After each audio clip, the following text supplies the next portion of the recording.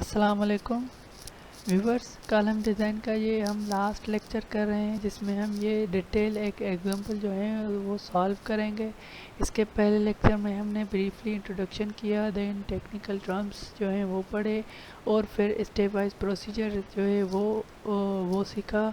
और second lecture में जो है जो स्टेप वाइज प्रोसीजर था उसके 2 स्टेप किए और देन 2 एग्जांपल भी हमने इस पर सिंपल किए। अब ये लास्ट जो है वो एग्जांपल हम करेंगे, ये एक डिटेल एग्जांपल है, ठीक है।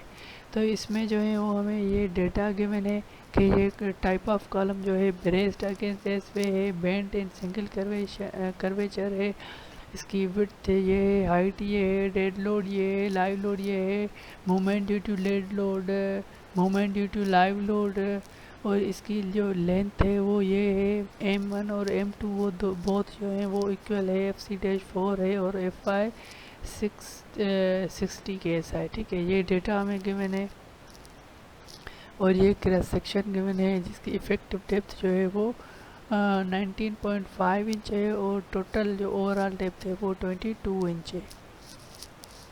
नाउ अब इसका सॉल्यूशन पे आते हैं। तो स्टेप नंबर 1 में हम क्या कर रहे थे, check the type of column.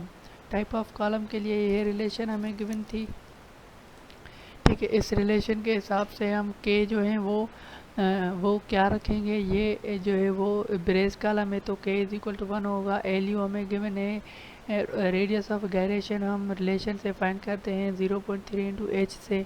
तो ये यहाँ पे जो रिलेशन जो है वो नॉट जो है वो वैलिड नहीं हो रही, ठीक है। ये जब वैलिड नहीं हो रही तो हम कहेंगे कि इसको हम सिलेंडर इफेक्ट इसमें कंसीडर करेंगे, ठीक है। तो ये एक लॉन्ग कॉलम है तो हम इसके नेक्स्ट स्टेप में जाएंगे। नेक्स्ट स्टेप में हम क्या चेक करते हैं, कंप्रेशन या टेंशन जो है वो चेक करते हैं। उसके लिए हम इसेंट्रिसिटी का फार्मूला जो है वो यूज़ करते हैं। वो जो इसेंट्रिसिटी है वो इसके इक्वल रहती है factored movement divided by factored load. Factor movement का ये रिलेशन है और फैक्टर लोड की ये रिलेशन है। इनको जब हम सॉल्व करेंगे तो फाइनली ई हमें मिल जाएगी। तो ये ई जो है वो जो है वो ग्रेटर देन डी नहीं है। तो फिर इसकी सेकंड जो इसकी रिलेशन थी वो थी 2/3 बाई डी। तो जब हम इसको 2/3 बाई डी हम जब फाइंड कर रहे हैं तो ये उससे लेस आ रहा है, यानी कि डी से ग्रेटर नहीं आ रहा और 2/3 डी से लेस आ रहा है। Hence this is compression failure, ठीक है। तो हम यहाँ पे कंप्रेशन फेलियर जो है वो अज्यूम करेंगे इसमें। अब स्टेप नंबर 3 जो है इसमें हम ई आई फाइंड करेंगे। तो ई आई का जो फार्मूला है वो ये है। यहाँ पे जो ई सी और आई जी है इनके जो फार्मूलाज हैं वो भी हम स्टेप वाइज प्रोसीजर में सीखे आए हैं, बीटा डी एन एस का भी सीखे हैं। तो जस्ट सिंपल उन फार्मूलाज में हम वैल्यू पुट करेंगे। ये ई सी का फार्मूला है, इससे ई सी जो है वो ये मिल गई। आई जी का ये फार्मूला है बी डी क्यूब अपान में 12। तो ये हमें ग्रास जो मोमेंट ऑफ इनर्शिया है वो यहाँ पे ये मिल गई। देन ई एस जो है वो ये कांस्टेंट होती है, ये हमें जो है वो हमने ये भी फाइंड कर ली। और आई एस जो है उसका जो है वो ये फार्मूला होगा, क्योंकि यहाँ पे जो ग्रास जो कंक्रीट है इसको रिमूव करें, जस्ट स्टील की हम मोमेंट ऑफ इनर्शिया फाइंड करेंगे। तो क्रॉस सेक्शन में हमें नंबर ऑफ बार्स और ये जो उनकी डाया है वो गिवन है, उसकी हेल्प से हम जो है ये फाइंड करेंगे इसकी जो है वो moment of inertia of steel, जो कि ये हमें मिल गई। बीटा डी एन एस जो है वो इस रिलेशन के इक्वल होता है जो हम स्टेप वाइज प्रोसीजर में जो है इसके बारे में सीखे आए हैं। तो इसमें जस्ट वैल्यू पुट करने के बाद बीटा डी एन एस भी हमें मिल गई। नाउ ई आई, अब ई आई की जो ग्रास जो फार्मूला ऊपर रिलेशन थी उसमें हम ये सारी जो भी वैल्यू कैलकुलेट की इनको हम पुट करने के बाद जो है ई आई फाइंड कर लेंगे। नाउ हम यूलर्स बकलिंग लोड जो है वो फाइंड करेंगे, उसकी रिलेशन ये है। इसमें जो है ये सारी वैल्यू जो है हमने हमारे पास गिवन है तो हम पुट करने के बाद ये हमें पी सी जो है यूलर्स बकलिंग लोड जो है वो हमें ये मिल गई। नाउ स्टेप नंबर 5 में हम design eccentricity E D find करेंगे। तो ई डी जो है वो इक्वल होता है एम सी अपान में P U. M C equal होता है जो है sigma N S into M U, ठीक है। तो सिग्मा जो है वो एन एस जो है वो इक्वल होता है सी एम अपान में 1 माइनस में पी यू अपान में 0.75 पी सी। तो इसमें वैल्यू पुट करने के बाद ये सिग्मा में मिल गया। तो इसको मल्टीप्लाई करेंगे ये एम यू से और डिवाइड करेंगे पी यू से, ठीक है। तो ये एम सी का फार्मूला है और ये पी यू ऑलरेडी यहाँ पे ये गिवन है, तो ये पी यू जो इस रिलेशन वाला है वो ये यहाँ पे आ गया, ठीक है। तो ये पुट करने के बाद जो है जो फाइनली ई डी जो है वो हमें मिल जाएगी ये, जिसको हम अप्रोक्सीमेट 12 इंच ले रहे हैं। नाउ स्टेप नंबर 6 है नॉमिनल लोड हम फाइंड करेंगे। नॉमिनल लोड की एक ये रिलेशन थी और एक दूसरी रिलेशन थी। तो यहाँ पे ई सी का ये फार्मूला है, यानी कि C C is equal to 0.85 A S into A B, ठीक है। तो ये ए एस जो एरिया है वो 4 हमें गिवन है, तो इसको पुट करने के बाद ये हमें यहाँ पे ई सी की ये वैल्यू मिल गई।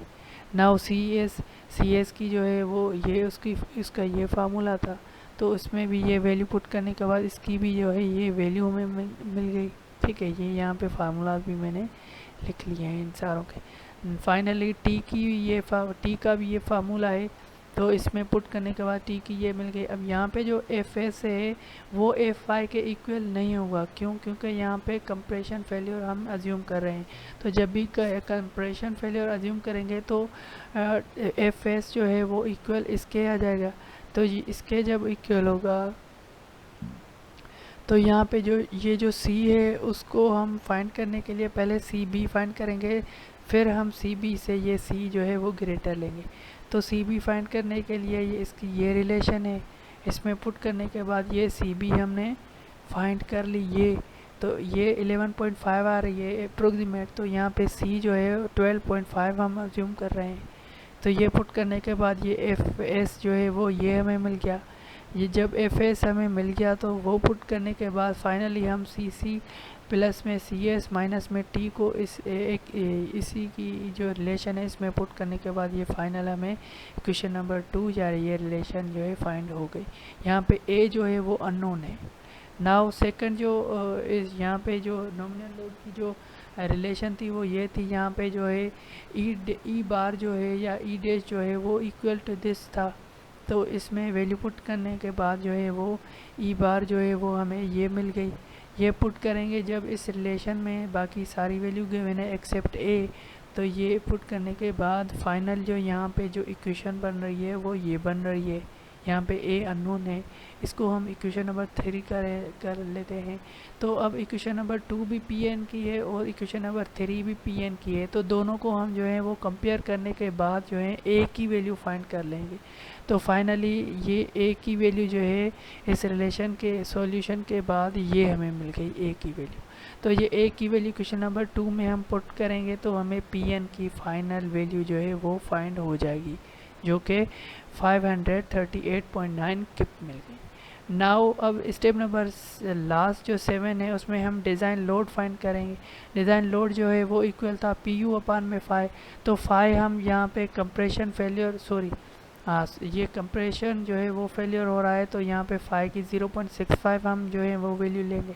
तो इसको पी यू को इससे डिवाइड करने के बाद जो है वो पी एन इक्वल टू 521.85 किप ये हमें मिल गई।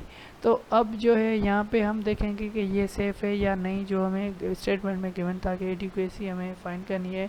तो ये देखिए ये डिज़ाइन लोड जो हमने फाइंड किया वो ये आ रहा है, तो ये जो है वो लेस है नॉमिनल लोड से, यानी कि nominal load strength of the column is higher than the design load strength this, ठीक है। तो hence column section is safe and adequate. तो ये कॉलम सेक्शन सेफ है। ये लास्ट में हम इसका जो है विटनेस डायग्राम इस तरह से बनेगा। तो ये यहाँ पे एग्जांपल हुआ कंप्लीट, ये हो गया आंसर। तो यहाँ से कॉलम की डिज़ाइन भी हो गई कंप्लीट। आई होप आपको ये कॉलम डिज़ाइन जो है वो पूरी समझ में आ गई होगी। अगर आपको ये नोट्स चाहिए तो ये नोट्स भी आपको मिल सकते हैं, आप मुझे मेल करें या कमेंट करें, मैं आपको ये नोट्स भी प्रोवाइड कर सकता हूँ। और जो है यहाँ पे हमारा कॉलम का जो है वो डिज़ाइन एंड हो रही है। अब हम नेक्स्ट में जो है वो शेयर वाल डिज़ाइन करेंगे, ठीक है।